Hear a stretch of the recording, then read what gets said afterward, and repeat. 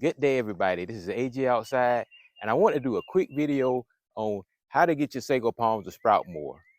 So let's get started. I sometimes get questions from people on, well, how do you get your sago palms to sprout? You know, mine has sprouted in years, or it go the whole summer or the whole growing season without sprouting. Um, First of all, a growing season for a sago palm is if you live in a zone like I do. I'm in zone 8, so it just depends on your zone. But you generally, as soon as your weather start getting consistently warm in the spring or after the spring, so here is April all the way into September, October, when it started cooling down. So that whole range is when you can expect to get sprouts out of your sago palm. So a healthy sago palm is in a good location. It has well draining soil. It's like real happy where it's at. The location should sprout out at least 3 times during the growing season, maybe 2. It does reach the maturity level where it starts to cone out and seed out, which is his way of reproducing. Um, it will have a tendency to do that every other year. So in the years that it does cone out, if it's a male, a flower out if it's a female, you might only get one sprout that year because it's going to put a lot of energy and put out that cone and those flowers. Like I said, the first step is to make sure you get it in a good sunny location. So if you have it up against a building or in your landscape around your house, you want to make sure it's at least a minimum of 3 feet away from the building. Um, for one, you want to push it out and make sure the sun is hitting it. And secondly, you don't want, if you don't have gutters or anything, you don't want water from your eaves just rushing and dumping down on the sago palm. Just put them out a minimum of about 3 feet. I think in this situation, we got this one 3.5 feet away. So, and I do have a few around my bay window that are as close as 2.5 feet, and they're doing well. But again, you just got to make sure you keep the fans when they fan out. If they touch the side of your house, make sure you trim them back where they don't actually touch your house because they can cause damage to your house if doing the. Secondly, make sure you got a good rail drain soil. So if you got a sandy, loomy type soil, they'll do fine in that location without any amendments. However, if you got a sago palm and you want to put it in a spot where it's a lot of clay, a lot of red clay, a lot of that black gumbo clay dirt, you're gonna have to do some amendments if you wanted to do well in that location, regardless of if it's sunny or not. So make sure if you're in a situation like that, I would amend a foot around the sago palm. Just mix in. I always like to buy the compost just from your box store, the topsoil compost mixture, or you can buy the ground amending soil. But use something like that because it'll have plenty of compost, wood chips, and it'll have also sand in it. So just you put that 50-50 with your native dirt. If you're real clay, you may want to do 75-25, but typically about 50-50 with some good amended compost topsoil to get it rail draining and get it kind of loose where that root system is not saturated with water and that tap root can reach down and uh, reach down into the soil. So you're gonna want to make sure you also amend a foot under the sago palm where after you dig your hole to put it in, amend a foot under it with the same 50-50 mixture.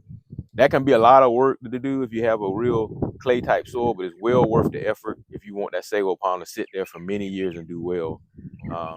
When you plant a new sago palm, um, you want to make sure that you feed them with a balanced fertilizer, at least for the first 4 or 5 years, with a balanced fertilizer like triple 10 or triple 13 every spring. Uh, just put about a cup of that fertilizer around the drip line or around the perimeter, about a foot away from the root system, and that'll help it go ahead and get established quicker. Give it a little bit of a boost to help develop a good strong tap root. So after that though, and once it get established and it's sprouting on a regular basis during the growing season, you really don't have to do any fertilizing to it unless you just every few years want to put a little fertilizer around it. It's definitely not going to hurt. Tip is make sure it has a full sprout. Sometimes I've noticed sometimes the sago palm it won't put out a full sprout. I even noticed that mostly later in the growing season. Um, you know, Maybe not put out a full sprout. That's the situation with this one. Now, this one right here, we actually just transplanted it from another location about a month ago. So I'm not going to do any more trimming to it. I'm going to leave this greenery on here. I actually don't want this one to sprout anymore. I'd rather focus on developing a new root system. Early in the spring, you're going to trim out the center of the sago palm. because right now that sun can't really hit the base of that center where that sprout is going to come out. That sprout is going to come out right there. So you want the sun to hit that, and you want it to warm up during the day.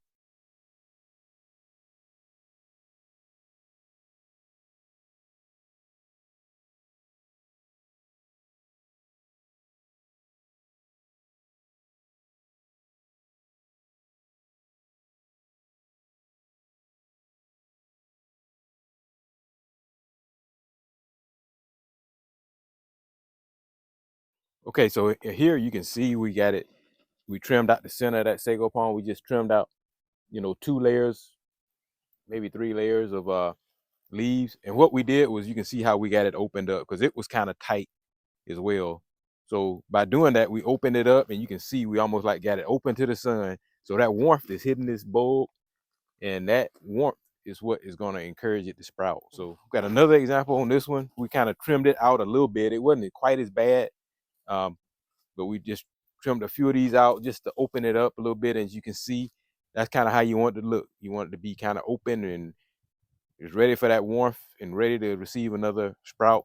Another thing it's going to do too, by leaving it open like this, is going to encourage it to put out a full sprout. The new one that comes out should open right on out and open up and be ready to receive the next sprout. This one right here was fine. So we didn't do any trimming to it. We just left all the greenery on it, but it's open up enough where I think it'll put a sprout out. Now this one right here, same situation. It was already opened up enough, and the sun is hitting it. As you can see, it's already putting out a sprout, and hopefully this will be one of 3 we'll get this growing season. And as soon as it gets through fanning all the way out, we'll come back and cut all this other older greenery off of it, but we'll wait for it to sprout once or maybe even twice, but we'll cut all of this off. We trimmed everything off of it, and that's another thing. If you have a lot of winter damage or have a lot of brown leaves, you can just go ahead and trim everything back. A lot of people don't like the way they look trim back because they don't know when it may sprout out again. So that's why we had that method where you can leave some greenery on it and have it looking real nice like a sago palm, but in the same time encouraging it to sprout out. Cutting everything off of it can actually encourage it to sprout even faster. So don't be afraid to cut it all the way back. Okay, y'all, want to give a quick update on the sago palms. Today is May the 16th, so about maybe 20 days later. And as you can see, they're sprouting. As soon as we cut the leaves back, the prunes back, and expose it to the sun, within that about 4 or 5 days, I could see it to start to sprout. So I knew it was going to sprout, so I waited and I said I should give an update on it. So it's coming along pretty good. The other one is also sprouting. It showed signs of sprouting, you know, 4 or 5 days after, we did that. We cut everything back and made sure it was exposed to the sun. This one right here has come out and is on his way of putting out a full sprout. Now this one right here that we didn't have to do any cutback to, and was already opened up enough to the sun. It is starting to go through that reproductive stage that I explained to you earlier. So it looks like it's going to put out a cone, so this must be a male flower. But as soon as that cone is finished, then this will take, maybe a few months to come all the way out. And as soon as it get brown and start to lean over, we'll cut it out. But I don't like to disturb it or bother it when it's going through that process, because I don't know if that can hinder it or not. So I'll just let it finish doing that. And once it does that, we'll cut it out, and maybe we'll get us at least one sprout out before the growing season.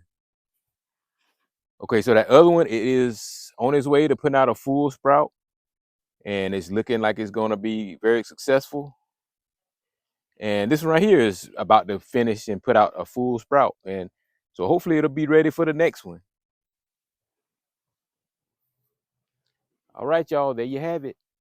The steps you need to take to make sure your sago palm continuously sprouts. Every time it sprouts, it's going to advance, get taller, get bigger, and more beautiful. So just remember the 3 steps. One, just make sure you're having a good sunny location where you can get plenty of sun. Secondly, make sure you have good, well-drained soil. If you have a clay soil, you can be successful, but you're going to have to do some amendments. And the third is keep them trimmed back, and make sure those bulbs get plenty of sun and be open and ready for the next sprout. So anyway, I really hope y'all enjoyed the video. I appreciate you for watching it.